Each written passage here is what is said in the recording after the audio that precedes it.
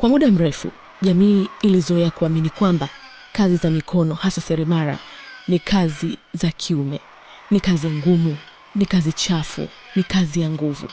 Lakini je, kazi huwa na jinsia? Ndani ya karakana hii, wanawake wameamua kuvunja dhana hiyo. Wamechagua kujifunza, si kwa ajili ya sifa, bali kwa ajili ya maisha yao. Kwao, ujuzi wa mikono si mbadala wa ndoto.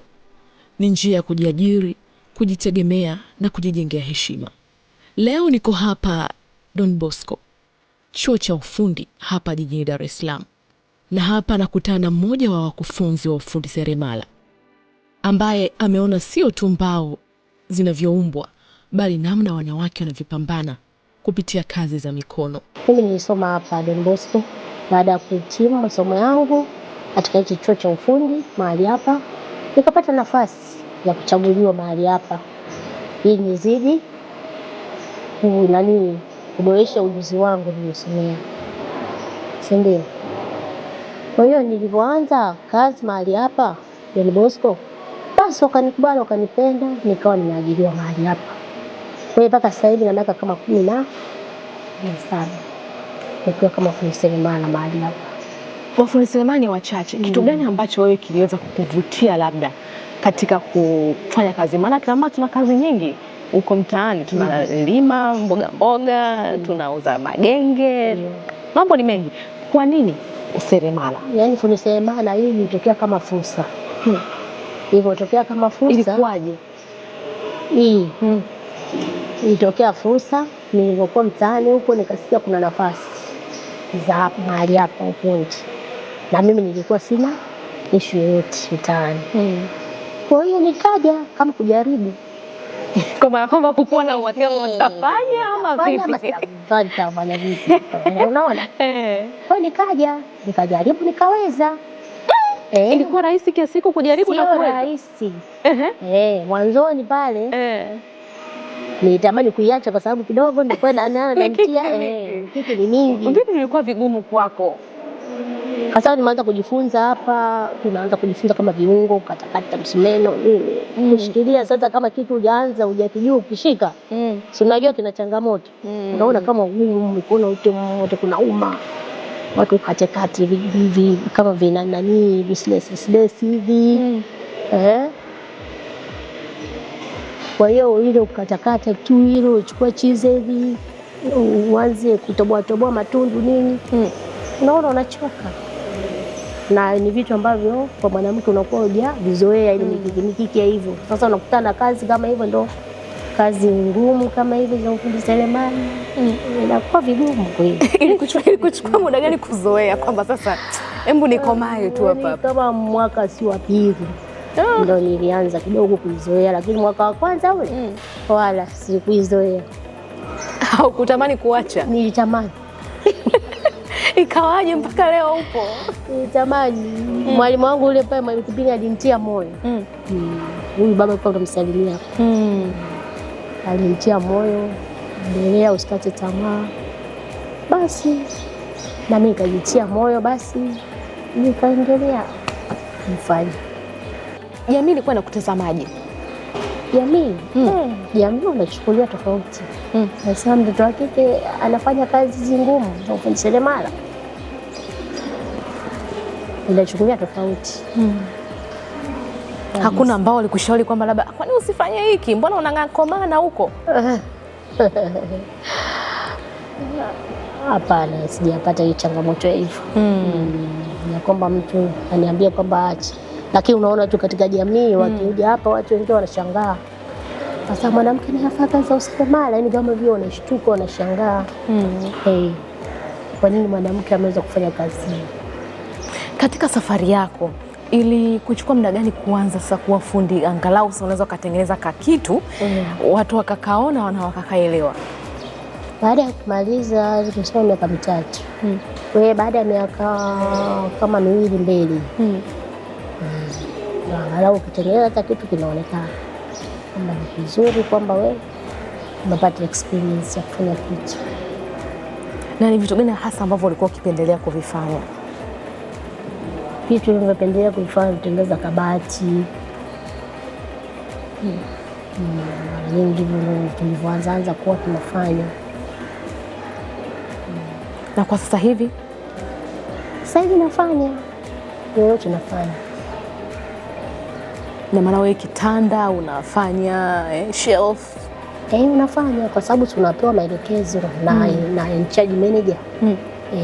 Anakuonyesha kitu kinatakiwa kuwa hivi na hivi na hivi, basi mchoro, vipimo tunapewa hapo. Kazi hiyo seremala inaanzia wapi? Ndio iko sasa mtu amekuletea oda, labda mfano anahitaji kabati, anahitaji kitanda ama kitu kingine chochote, ndio maana inaanzia wapi? Inaanzia kuna workshop manager anakaa pale. Yeye ndio supervisor ndani, anakuwa anapokea kazi, wateja wanakuja, anapokea kazi, anasoma mchoro, kila kitu anaelewa, anahesabu kila kitu, maana yake ndio anakuwa ndio nani, yani kama kiongozi ndani. Kwa hiyo sisi tunachukua maelekezo kwake.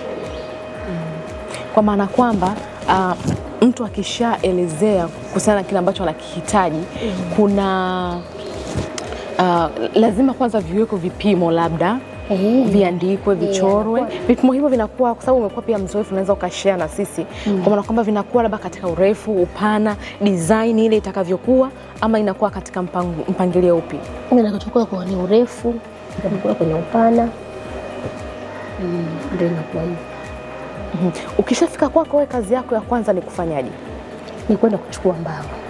Cha kwanza kabisa, ukishapewa mchoro, unapewa mchoro wako na vipimo, unaenda kuchukua mbao pale, unaanza kwenda kukatakata, unaanza kusurface, unaenda kulanda mpaka kazi yako inakamilika. Sawa. Hapo tukisalia kwenye hizo mbao, bila shaka kuna kila mbao ina matumizi yake. Ndio. Kuna mbao ambao ukitengenezea kitanda haiwezi kutengeneza kabati vile vile. Sisi mbao tulizonazo hapa zote zinatengeneza furniture. Tulizonazo sisi hapa. Kwa sababu kama huu ni mninga, kuna mbao hapo pine, sisi tunatengenezea vyote kutokana na pesa ya mteja. Kuna mwingine hana uwezo wa mninga kutokana na gharama. Anataka mbao nyeupe, anatengenezewa. Kwa nini mbao ya mninga inakuwa na gharama kubwa? Upatikanaji wake pia ni mgumu? Ndio, ni mgumu. Afu ni mbao ni imara.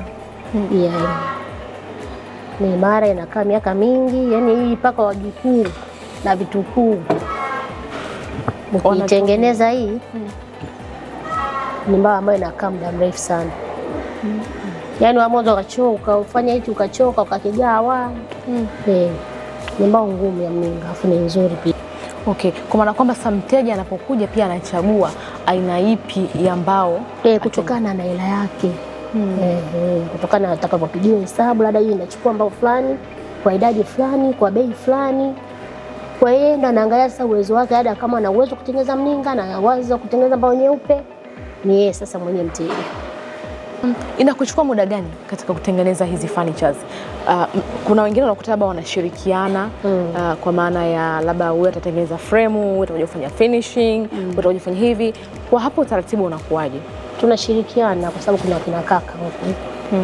Tunashirikiana katika kazi kufanya ili ziwe kuondoka kwa wakati kwa mteja. Okay. Na maximum sasa tunakuwa tuna muda gani mpaka mteja apate kazi yake? Inaweza kata wiki 2 3. Kwa sababu kazi ya ufundi na process pia. Mashine, katakata, kuunga, unaona, mpaka kuja kumalizia finishing ya mwisho. Kwa hiyo inakuwa na process hatua kwa hatua mpaka inakamilika kwenda kwa mteja. Katika hatua hizo, ni ipi hatua ambayo labda inachukua muda sana ukilinganisha na nyingine? Hatua ambayo inachukua muda. Mwanzoni kabisa tunaanza kwenda kuchukua mbao. Kukatakata ile kuanza kulana, maana yake hiyo ni kama vile unaanza kuandaa maandalizi ya upishi. Si ndio? Utakatakata mara vitunguu, mara utakatakata sio vitu gani, utaweka hapo, utafanya nini? Maana yake na ufundi ni hivyo hivyo. Kwa hiyo hatua za mwanzo za awali zile za kwenda kuchukua material, uingize ndani, uanze kukatakata vile vipimo vinavyotakiwa, Uingie kwenye nani ya kusurface, uje ulande, umalize, uanze kuunganisha na gundi. Kwa hizo hatua za awali zote ni bado kuna kamlolongo karefu. Nitoka hapo kuungwa, itaenda itakatwakatwa, itanyoshwa, itapasuliwa. Kipimo unachotaka kwenye ile kazi. Itamaliza hapo, itaingia kwenye msasa. Ikiingia kwenye msasa, maana yake hatua kutoka kwenye msasa ndio wewe sasa unaanza kufanya nini? Kuijoint sasa na kuiunga. Ni yapi mambo ya msingi ambayo yanapaswa kuzingatia ili kwamba samani yako inapotoka itoke katika kiwango cha juu ama iweze kuvutia? Kwanza kwenye uchaguzi wa mbao. Naangalia sana ada, tunafananisha mbao. Kwa sababu kama mninga, kuna mninga kaki, kuna mninga maji, kuna mninga ambao kama mwekundu. Huu tulionao hapa ni upi? Huu ni umekaa kama smooth kama kaki. Kwa hiyo kuna mambo ya kuzingatia, uchaguzi wa rangi pia. Kabla hujafika kwenye rangi, kwenye huu mninga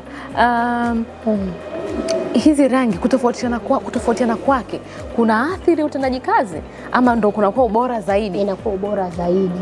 Kivipi? Yani kwa mtu anaiona ile kazi inakuwa inavutia, inapendeza. Na kati ya hiyo mninga kaki, umesema mninga kaki, umesema mninga nini?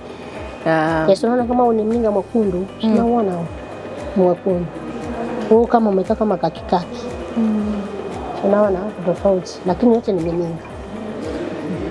Lakini katika finishing kwani tutaona kaki yake? Ukifanya finishing inaonekana. Nyingine ndio nikasema hivi, una uchaguzi wa mbao, hata unaweza kuchagua hizo mbao unaona kabisa hizi zinafanana ni mninga ama unafananisha. Kuna ile baada usapudi nini utoa ule uchafu, yani hivyo vitu ambavyo mwanzoni kabisa kwa awali. Zingatia yani finish yako hiyo nzuri zaidi. Ni uchaguzi pia wa mbao. Kwenye rangi pia ulikuwa unazungumzia? Nimezungumzia rangi. Kwa sababu rangi pia inatakiwa ufananishe. Okay, ndio uko unasema kwamba ufananishe hizo rangi. Ufananishe rangi. Kama rangi hii inakaa vizuri, basi unaifananisha ili kazi yako iwe nzuri zaidi. Kwa hapa wewe pia umekuwa mwalimu wa kuwafundisha wanafunzi wengine kuhusiana na useremala.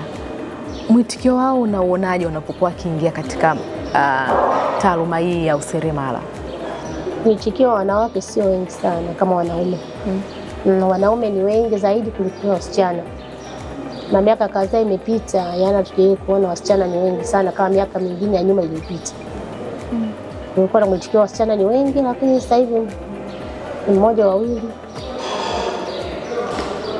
Wasichana sio wengi.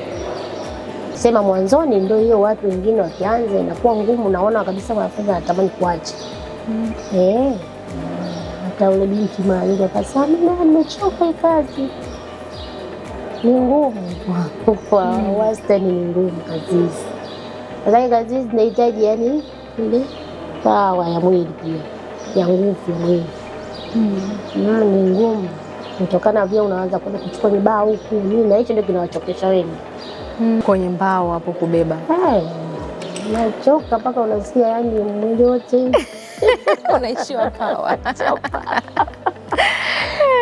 Ya mwili wote unauma. Ni magumu ama kazi. Sasa hizi kazi pia huwa zinaenda na umri. Sasa mipango yako inakuwaje huko mbeleni? Mipango yangu ya mbeleni, kama nikishachoka hapa nafanya tu biashara zangu. Biashara zipi hizo wakati muda mwingi unaotumia ukiwa hapa, na kama ulivyosema ukifika nyumbani uko hoi? Nikishatoka kama hapa ndio akili nakuja mpya. Mfano kama hapo umri umeshaenda, umeshachoka, maacha hizi kazi, maana yake huwezi kulala tu. Lazima utatafuta vitu vyepesi ambavyo vya kusema sasa mwili relax.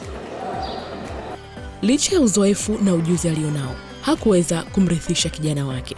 Sio kwa kukosania, ila kwa sababu kizazi kipya, hasa vijana wengi, hakiko tayari kufanya kazi ngumu za mikono. Na wengi sasa hivi unajua wanakuwa kama vile yani sijui niseme wanapenda kazi, hawapendi. Yani kazi ngumu nyingi, vijana wengi sio sana penda hizo kazi ngumu. Wewe ujuzi huu na maana utaishia kwako tu? Unaishia kwangu tu. Na wewe umekubali uishie kwako? Mimi kwangu mimi nimekubali. Kwa sababu watu kunanyonyoa vitu. Kama hata mtoto anambia atapiga deki hapo anakwambia nimechoka. Itakuwa mafundi seremala. Vyombo tu shughuli. Mbali na kumpatia ujuzi, Kazi hii imekuwa nguzo muhimu ya maisha yake, ikimwezesha kujipatia kipato cha kuendesha maisha. Anisaidia kwa maisha kila siku, kujipatia kipato kama hivi napata, kwa sababu kishapata mshahara si ndio kusaidia kuishi. Hilo namshukuru Mungu. Napata mahitaji na wahitaji, napata chakula, mavazi. Yote ni manufaa pia, kwa sababu muombe mtu kitu chochote. Hata mabinti bado wana nafasi. Anaweza. Wito wangu kwa mama, wasichana, wanatakiwa kuja kwa wingi wao mahali hapa kujifunza. Hizi kazi ni nzuri. Yaani ukijua tu mwenyewe kutengeneza unaona raha. Kuna ile raha unayoipata unayoiona kwamba na mimi naweza kutengeneza kama kabati, na mimi naweza kutengeneza kiti. Unakuwa hata uhangaiki, hata kama una kitu chako nyumbani kutengeneza mwenyewe unaweza, ukiwa na vifaa vyako unatengeneza. Kwa na wahamasisha wanawake, wanadada wasione tu kama hii kazi ni ya kiume. Kwa wanatakiwa kuja kwa wingi mahali hapa kuendelea kujifunza ili waweze kuwa na wenyewe mafundi. Kwa hiyo kazi sio wanaume tu kama jinsi watu wengi wanamdhania. Kwa Lucy Innocent, hii ni kazi ya kurithi tangu baba hadi mwana. Nilipitiwa babangu anafanya hii kazi, kwa akaandikisha mimi naye anabenda kasomea, ndo nimesomea ndo mpaka hivi. Haikuwa ndoto yake ya mwanzo, alipinga na kuikataa, ila kwa sasa humwambii kitu. Kwa sipendi kabisa, sasa hivi shala nimeipenda mwenyewe. Makundi wenzangu wakawa nishauri, usinafanya kazi sasa, usiachana nayo sasa, mpaka hivi nimezoea. Sasa hivi napambana, one day na mimi nitakuwa na shop yangu, nitakuwa msimamizi. Na changamoto haziwezi kuepukika. Na mimi ugumu wangu uko tu sehemu moja, ambao ni hapo kwenye kuranda na kuzalisha, ila sehemu nyingine yote naweza kufanya. Naweza kutambaa, neno mbao. Maria Thomas, mwanafunzi wa useremala, mapenzi yake ya mapambo yamemsukuma kuingia kwenye kazi hii. Napenda mambo ya decoration, napenda furniture, kujifunza pia kazi za mkono napenda.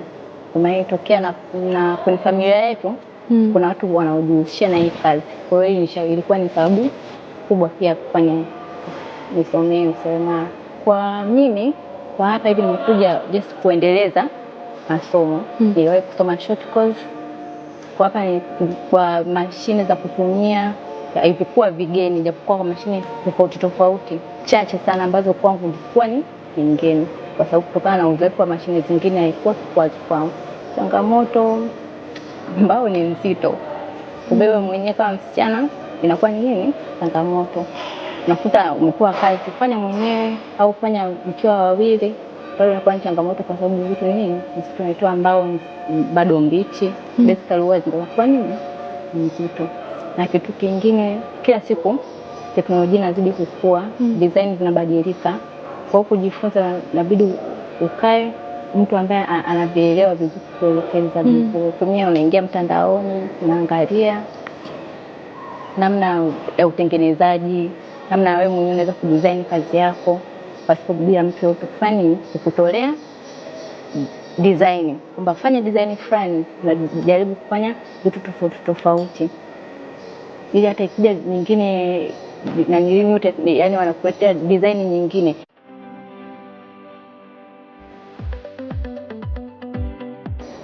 Kwenye kazi yangu sitaraji tu kubaki kuwa fundi peke yake. Sababu nilikuwa nimekuja kuongeza elimu kwa ajili ya kusoma useremala peke yake, haimaanishi nabaki kuwa fundi peke yake. Kuna kwenda kuwaelimisha wengine au kuwasimamia watu katika kazi zao. Yes. Ningependa kuwashauri kazi yoyote ile mtu anaweza kufanya. Hata iwe ngumu kwamba mpangiwa ni kazi ya mwanaume, kwamba mwanamke hawezi kufanya, anaweza kufanya. Mimi ndashauri waje wakafanye, hawezi kesho itajua. Huwezi kujua fani ipi ambayo utakuja kuchukua. Kama mimi Lucy nasomea hivi, lakini mimi matarajio yangu hapo baadaye natamani nijue, nipambane, nikipata mtaji, mimi nitakuwa nani? nitakuwa msimamizi wangu. Kwa hiyo mimi nawashauri waje wasome, wasikate tamaa. Pambane hivyo, huwezi ukajua riziki yako Mungu akuandikia utafanikiwa sehemu gani. Inakuwa ni rahisi kufanya. Mwalimu Andreas anahakikisha kuwa kila kijana anayejiunga naye anapata ujuzi halisi, ujuzi ambao utamwezesha kujitegemea kimaisha kupitia ajira yake mwenyewe. Pia shughuli zetu kubwa hasa ni tunasema kuwaelimisha vijana katika maana ya kuwafundisha. Ndio maana tunawaelimisha katika maana kwamba sisi walimu wetu sio kama ule wa primary au wa sekondari. Sisi tunawaelekeza vijana namna ya kwenda kujiajiri au kufanya kazi za mikono au kujiajiri wenyewe. Kwa hiyo hizo ndio sehemu zetu kubwa sana tunazozifanya hizo kazi zetu. Kwanza kabisa wanasema ni ile hali ya kuwapa moyo.